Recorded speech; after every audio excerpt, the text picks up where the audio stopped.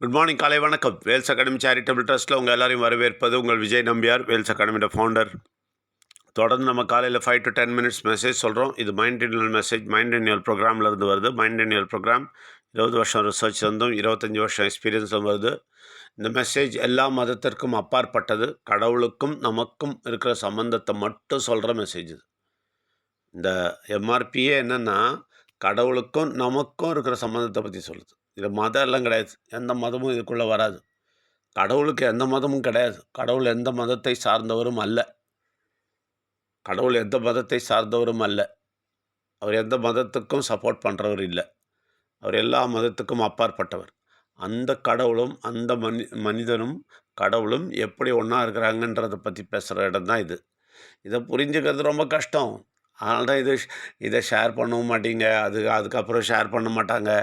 யாருக்கும் கிடைக்காது. ஏன்னா இது கேட்குறதுக்கு பிடிக்காது. நல்லதெல்லாம் கேட்குறதுக்கு கெட்ட சக்திக்கு பிடிக்காது. கெட்ட சக்தி அதனால் பரப்பாது.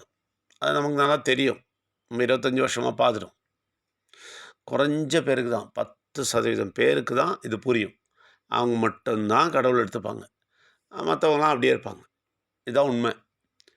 இப்போது இது பாருங்கள், ஒரு உதாரணத்துக்கு சொல்கிறேன். இந்த வியாதின்னு சொல்கிறாங்கல்ல, இந்த வியாதி வந்ததுக்கு காரணமே யாருக்குமே தெரியாது. எல்லோரும் வியாதிக்கு பல காரணம் பார்ப்பாங்க. முடிஞ்சால் கூகுளில் போய் போட்டு செக் பண்ணி அந்த வியாதியோட பேர்லாம் படிச்சுக்கிட்டு சாட்ஜிபிடி போகிறதுக்கு சாட்ஜிபிடி இருக்குது. இப்போது எந்த வியாதி வந்தாலும் அதை போட்டால் அப்படியே மருந்து, டாக்டர் கொடுத்த மருந்து சரிதானான்னு வேறு செக் பண்ணுறாங்க போய். டாக்டர் கொடுத்த மருந்து சரிதானான்னு செக் பண்ணுறது சாட்ஜிபிடி போட்டு அவன் என்ன பண்ணுறான்? டாக்டரும் அதான் பண்ணுறான். சாட்ஜிபிட்டியில் இருக்க தான் கொடுக்குறான்.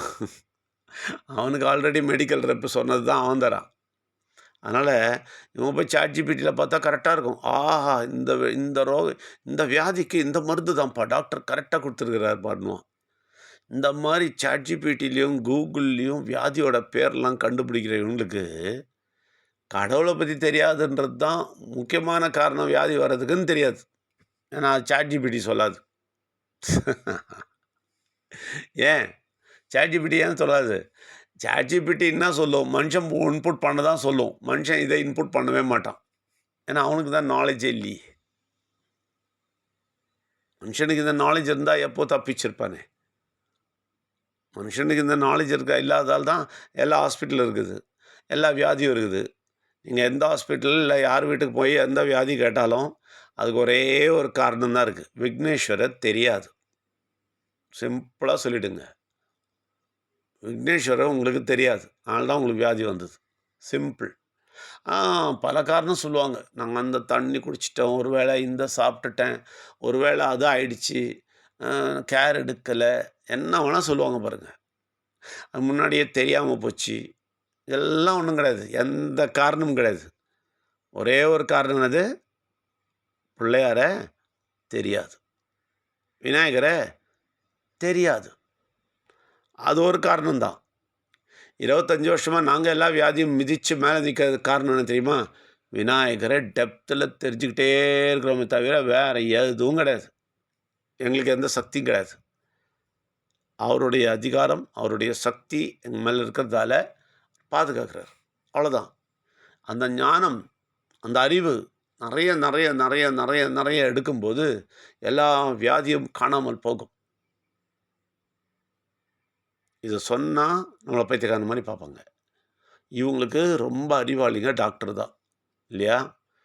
பெரிய அறிவாளிகள்லாம் டாக்டருங்க தான்.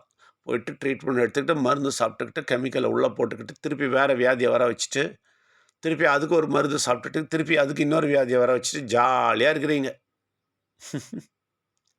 இந்த விஷயத்த சொன்னால் இது ஈஸிப்பா, மருந்தே சாப்பிடுவானாப்பா, அழகாக கிளியர் பண்ணிவிட்டு வரப்பான்னு சொன்னால் வேணாம்.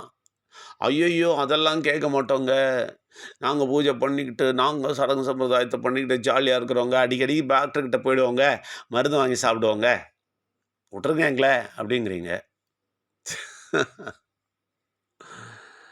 சொன்னால் நம்மளை பைத்தியக்காரன் மாதிரி பார்ப்பாங்க. இவங்க தான் பைத்தியக்காரங்க. நம்பர் 1 பைத்தியக்காரங்க இவங்க தான். எல்லாத்துக்கும் நொடிக்கு 100 நேரம் மருந்து வாங்கி சாப்பிட்டுக்கிட்டு தட்டுக்குன்னா தட்டிக்கே விழுந்தால் மருந்து தான். உடனே போய் மருந்து வாங்கி சாப்பிட்டுக்கிட்டு அவங்கள பைத்தியக்காரன் இருக்கிறாங்க. அப்புறம் நம்மள பைத்தியக்காரன்றாங்க. நம்பர் 1 பைத்தியக்காரங்க இவங்க தான். டாக்டர கேட்டு மருந்து வாங்கி சாப்பிடணும். டாக்டர பார்க்கணும், செக் பண்ணணும், ஸ்கேன் எடுக்கணும். ஆ என்னெல்லாம் வந்திருக்குது பாருங்க இப்போ. என்னெல்லாமோ ஸ்கேன் வந்திருக்குது. ஸ்கேன் எடுக்கணும். அதுக்கப்புறம் எக்ஸ்ரே எடுக்கணும். அதுக்கப்புறம் இந்த மருந்து சாப்பிடணும். அதுக்கப்புறம் ஒரு வேளை இது சரியில்ல போல இருக்குது. இன்னொரு வாட்டி எடுங்க. இந்த பக்கத்துலேருந்து எக்ஸ்ரே எடுங்கன்னுவோம். இந்த பக்கத்துலேருந்து ஸ்கேனிங் எடுங்க. எல்லாம் பார்த்துட்டு மருந்து. அந்த மருந்து குடிக்கிறது. இத பத்தி பேசுறது. இதே வேலை. முழுசாவே கெட்ட சக்தி. அப்படின்னு சொன்னா உடனே உங்களுக்கு கோவம் வந்துரும். அது கெட்ட சக்தியா? ஆமா. உங்களுக்கு வியாதி வர்றதுக்கு கெட்ட சக்தி செஞ்ச பெரிய தந்திரம் என்ன தெரியுமா? ஒரே ஒரு தந்திரம் தான். உங்களுக்கெல்லாம் வியாதி இந்த உலகத்தில எல்லாருக்கும் வியாதி வந்து கக்கூசுன்னு சொல்றேன் கரெக்ட்டு தான். ஹாஸ்பிட்டல்ல போய் படுத்துக்கிறதுக்கு காரணமே என்னன்னா, வியாதி தான். இது விக்னேஸ்வரர் தெரியாதது தான். சிம்பிள். விநாயகர் தெரியாதது தான். இத சொன்னா நம்ம பைத்தியக்காரன் ஆயிரும். ஆனா இவங்க புத்திசாலிங்க ஆயிடுறாங்க. இவங்க நல்லா டாக்டர் கிட்ட போவாங்களாம், ஹாஸ்பிட்டல் போவாங்களாம், மருந்து வாங்குவாங்களாம். சார் அப்படி தானே சார் பண்ணோம். யார் கத்துக் குடுத்தது உங்களுக்கு? கெட்ட சக்தி கத்துக் குடுத்துருக்கான். கெட்ட சக்தி மட்டும் தான் உங்களுக்கு சொல்லிக் குடுத்தான் எல்லாத்தையும். இந்த கெட்ட சக்திய கண்டுபிடிக்கிற வரைக்கும் நீங்க தப்பிக்கவே முடியாது. தப்பிக்கணும்னா ஒரே வழி, கெட்ட சக்திய கண்டுபிடிக்கிறது தான். அவன் என்னெல்லாம் சிலுமிஷம் பண்றான்றத கத்துக்குங்க. என்னெல்லாம் உங்களுக்கு சொல்லிக் குடுக்குறான்றத கத்துக்குங்க. ம். எல்லாம் தேவையில்லாத உள்ள தூக்கி போட்டு, இப்போ அதான் பிளெயின் விழுந்துச்சாம்.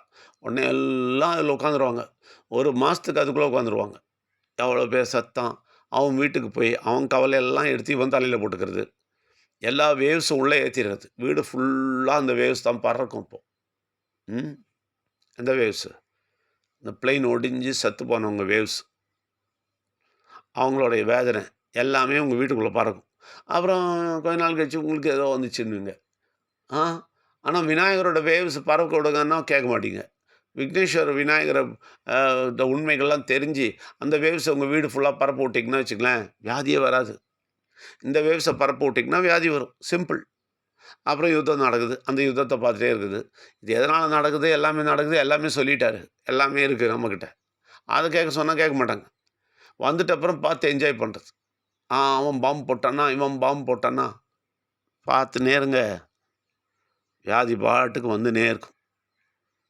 இந்த விநாயகர பத்தி, விக்னேஸ்வர பத்தி தெளிவா அடைய, அடைய, அடைய "சார் சொல்லுங்க சார். சீக்கிரமா சொல்லுங்க சார். வியாதியெல்லாம் எங்களுக்கு போணும் சார்" அப்படின்னுவீங்க. இருக்கிறத தூக்கி போடுங்கன்னா, ஃபர்ஸ்ட்டு அந்த வேலைய பண்ணுங்க. இதுவரைக்கும் சேர்த்து வச்சிருக்கீங்களா கெட்ட சக்தியோட எல்லாம்.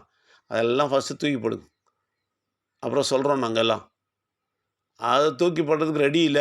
நாங்க அது கூடயே தான் நடப்போங்க. நீங்க சொல்லுங்க எப்படி பண்ணணும் அப்படிலாம் சொல்ல மாட்டோம். சொல்லியும் பிரயோஜனம் கிடையாது. சொல்லியும் பிரயோஜனம் கிடையாது. அதனால முதல்ல இந்த கெட்ட சக்தி ஃபர்ஸ்ட்டு பண்ணி தந்திரம் பண்ணி உங்கள ஏமாத்தி உள்ள போட்டுருக்கான்ல, அதுல இருந்தெல்லாம் தெளிவடைஞ்சு, ஐய்யய்யோ! இவன் கெட்ட சக்தி தான் இப்படி பண்ணான் அப்படின்னு தெரிஞ்சுக்கிட்டு, இனிமே அவன் எனக்கு வேணாம் அப்படின்னு புரிஞ்சுக்கிட்டு, இனிமே அவன் எங்க வந்தாலும் தெரத்தி விடுவேன் அப்படின்னு தீர்மானம் பண்ணிக்கிட்டு, அப்புறமா நம்மகிட்ட வாங்க. அப்போ தெளிவு கிடைக்கும். அந்த குப்பத்தெல்லாம் உள்ள வச்சுட்டு வந்தா, "சார் ஒண்ணுமே புரியலையே நீங்க சொல்றது ஒண்ணுமே புரியலையேன்னுவான். எப்படி புரியும்? உள்ள தான் நிரப்பி, அமுக்கி, அமுக்கி நிரப்பி வச்சிருக்கானே மூளையெல்லாம். அவனோட அறிவுல நிரப்பி வச்சிருக்கான்ல. அத ஃபர்ஸ்ட்டு கிளியர் பண்றதுக்கு ரெடியா இருந்தா, நிச்சயமா உங்க எல்லாரையும் வரவேற்கிறோம். அதெல்லாம் கிளியர் பண்ணிட்டு, நிச்சயமா நாங்க இத கேட்குறோம். இத ஃபுல்லாவே எடுத்துக்கிறோம் அப்படின்னு சொன்னீங்கன்னா, உங்கள வரவேற்கிறோம். எல்லாமே எடுத்துப்பீங்க. விநாயகரோட எல்லா நன்மையும், எல்லா அதிசயமும், எல்லா அற்புதமும், அவர் செஞ்ச எல்லா விஷயங்களும் எதற்காக இந்த உலகத்துக்கு வந்தார்? என்ன செஞ்சார்ன்றது எல்லாமே உங்களுக்கு தெளிவா புரியும் சொன்னா. சொன்னா இல்லாட்டி புரியாது. முதல்ல இந்த பழைய குப்பை தொட்டிலாம் எடுத்து தூக்கி போடுறதுக்கு விருப்பம் இருக்கிறவங்க மட்டும் வாங்க. இந்த வாரம் வந்து மீட் பண்றவங்கலாம் டைம் சொல்லிட்டீங்க. அந்த டைம் கரெக்ட்டா வந்துருங்க. ம். அடுத்த வாரம் தட் இஸ் 1 வாரம் கழிச்சு வரணும்னு சொல்றவங்க, டேட் ஃபிக்ஸ் பண்ணவங்க அந்த டேட்டுக்கு வந்துருங்க. இல்ல சார் அதெல்லாம் வேணாம் சார். நாங்க அப்படியே இருக்கிறோம் சார். சார் நாங்க எங்க புத்தி எப்படியோ வச்சுக்கிறோம் சார் அப்படின்னா வராதீங்க. அப்படியே இருங்க. எல்லாத்து கூடயும் நடங்க. அப்புறம் பிரச்சனைன்னு அழுவுங்க. எல்லா இடத்துக்கும் ஓடுங்க. அதுலேருந்தெல்லாம் தப்பிக்கணும்னா, நீங்கள் ஒரு வாரம் டைம் சொல்லியிருந்தீங்கன்னா அந்த ஒரு வாரத்துக்குள்ளே வந்து மீட் பண்ணி திருப்பி கவுன்சிலிங் பண்ணிட்டு போங்க. ஏன்னா உலகம் அவ்வளோ கெட்டது. இங்கேருந்து போன உடனே எல்லா குப்பைத்தொட்டியும் திருப்பி உள்ளே ஏறும். அந்த ஒரு வாரத்துக்கு ஒரு வாரத்தை க்ளீன் பண்ணிகிட்டே இருக்கணும். அப்போ மட்டும்தான் கடவுளுடைய சக்தி உங்களுக்குள்ளே வேலை செய்யும். எல்லாரையும் வரவேற்கிறோம். நன்றி, வணக்கம்.